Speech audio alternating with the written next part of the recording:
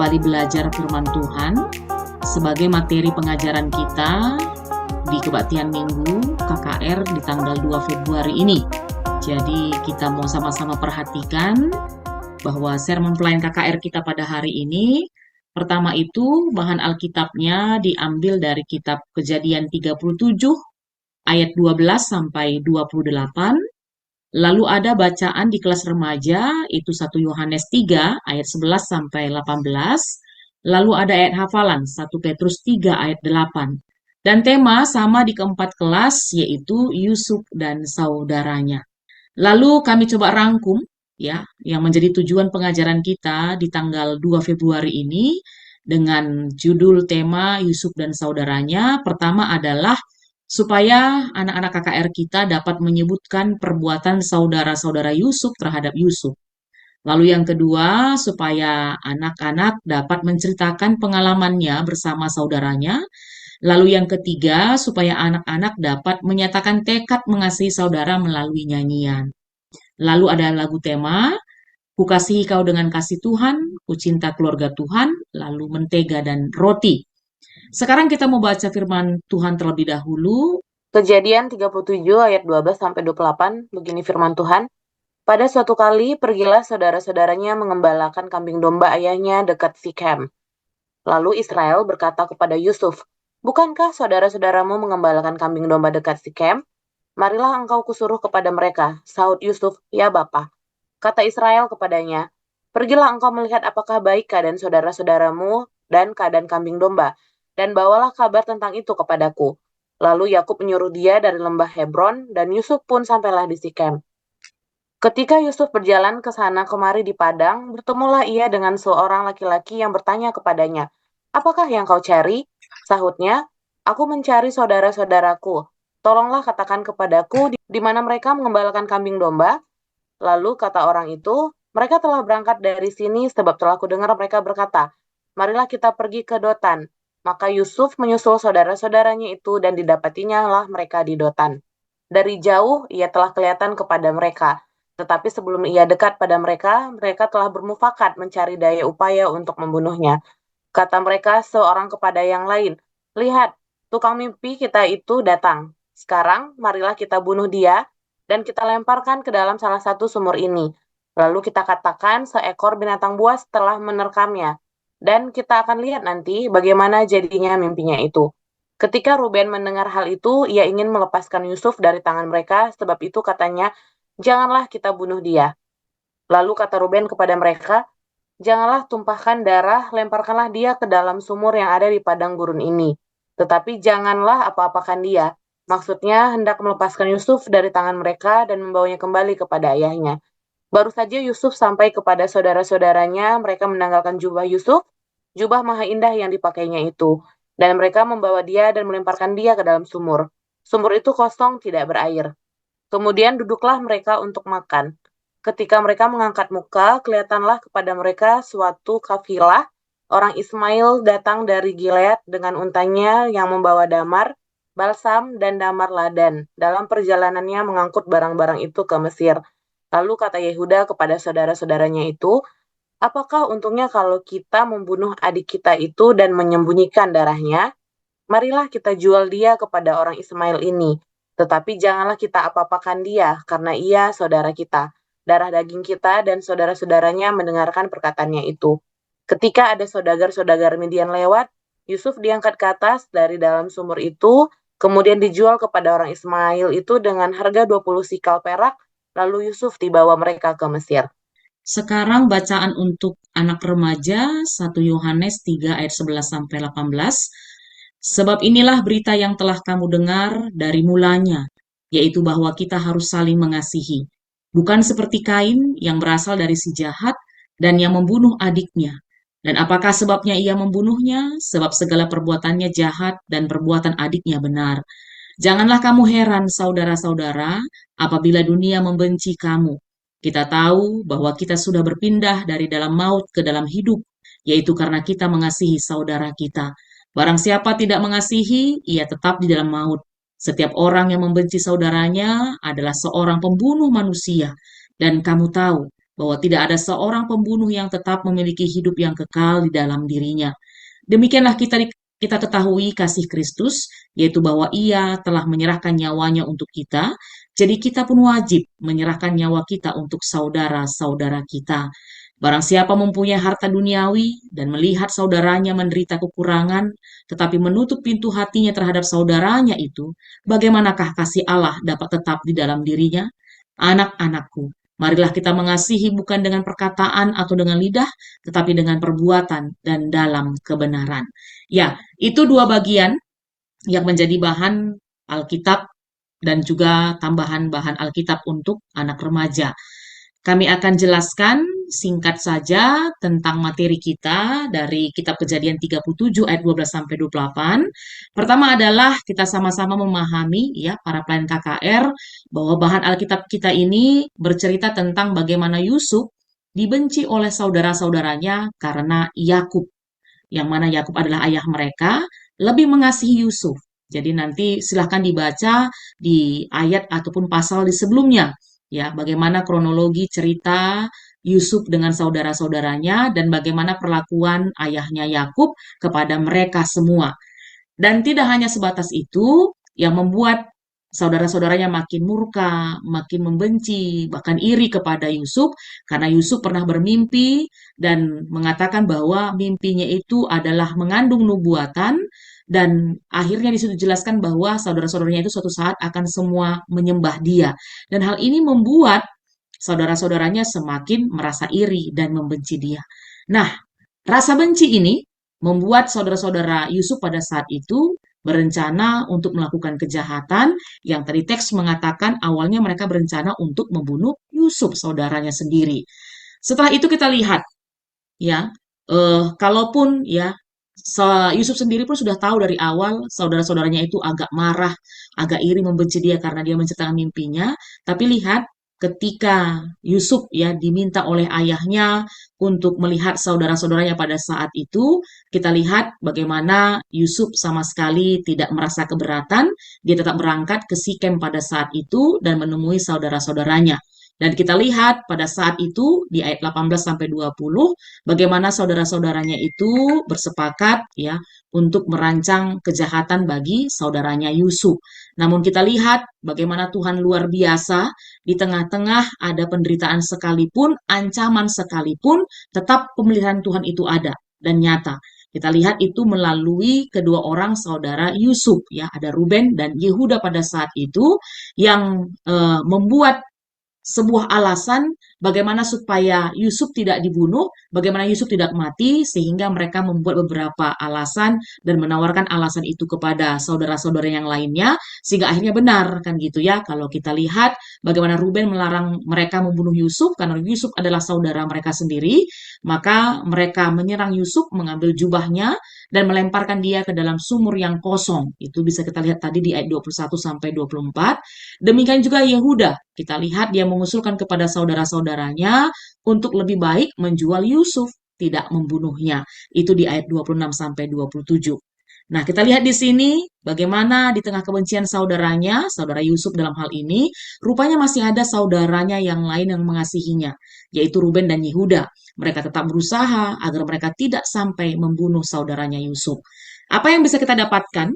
Ya, beberapa pesan dari teks kita ini, pelayan KKR semuanya. Pertama adalah Alkitab memang kalau kita lihat tidak terlalu menceritakan bagaimana perasaan Yusuf ketika ia menghadapi kejahatan saudara-saudaranya. Tapi yakinlah kita ya, pasti ya ada rasa kecewa, marah, putus asa, bahkan dia juga pasti menangis gitu. Tapi kita lihat bagaimana ia tidak berhenti pada apa yang tampak di depan matanya. Dalam artian apa yang diperlakukan oleh saudara-saudaranya kepada dia. Tapi kita lihat bagaimana dalam perjalanan kehidupan Yusuf selanjutnya, ia tetap terus berharap kepada Tuhan. Dan kita lihat bagaimana seorang Yusuf boleh merespon kesulitan, penderitaan dengan sikap yang positif. Bahkan kita lihat ketika dia sukses berhasil menjadi orang nomor 2 terpenting di Mesir, ya ini nanti jauh lagi ya ke depan bacaan kita. Kita lihat tidak sedikit pun dia membenci saudara-saudaranya, yang pernah menyakiti dia, dan tidak ada niatnya untuk membalas dendam, gitulah kita bilang istilahnya ya. Tapi bagaimana Yusuf tetap mengasihi saudara-saudaranya. Jadi ini pertama pesan yang boleh kita dapat.